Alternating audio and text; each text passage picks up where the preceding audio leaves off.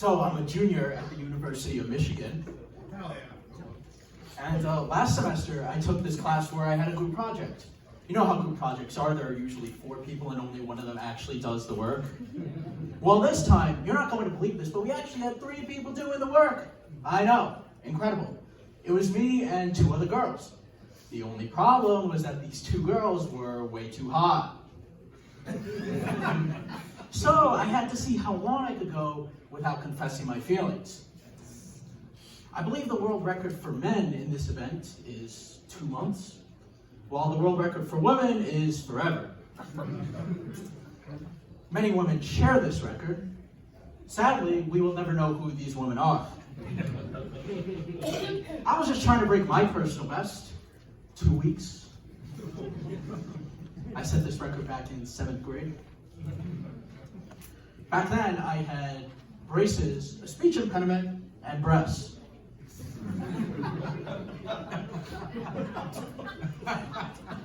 I made the decision to hold off on asking her out until after I got my buzz cut.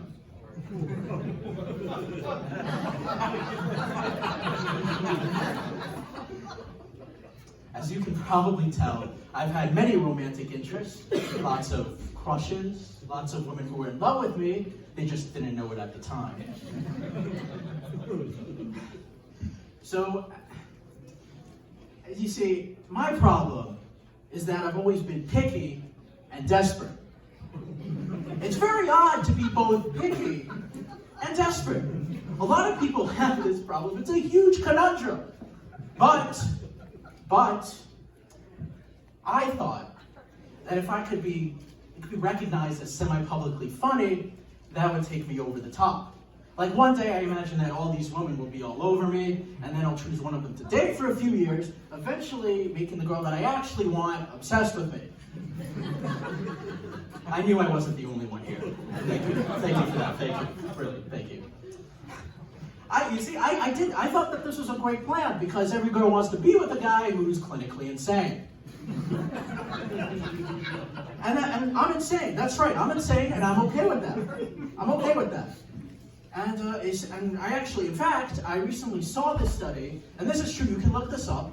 I saw a study that said people with mental illness are more likely to get married than people who don't have mental illness. This is true.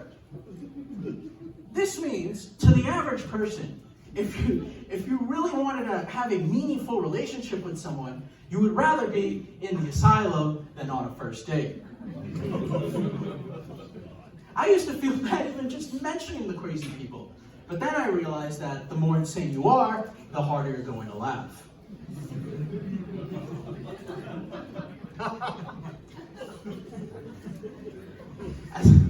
As the crazy person I am, I was texting this girl. This was about a couple weeks ago, and she still hasn't responded to me. And you know, getting ghosted, not that great, pretty terrible. So I did what any normal person would do in this situation. I searched her up in the obituary. Unfortunately, she was not dead. Fortunately, I mean. Fortunately. About a week later, I get this email from the National Organization for Women. This is a real organization, I swear.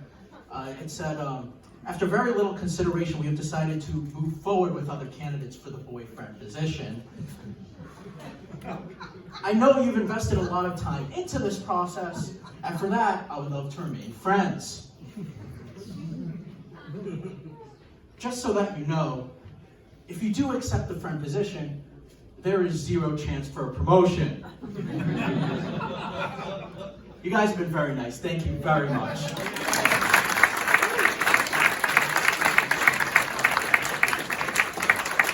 Keep it going.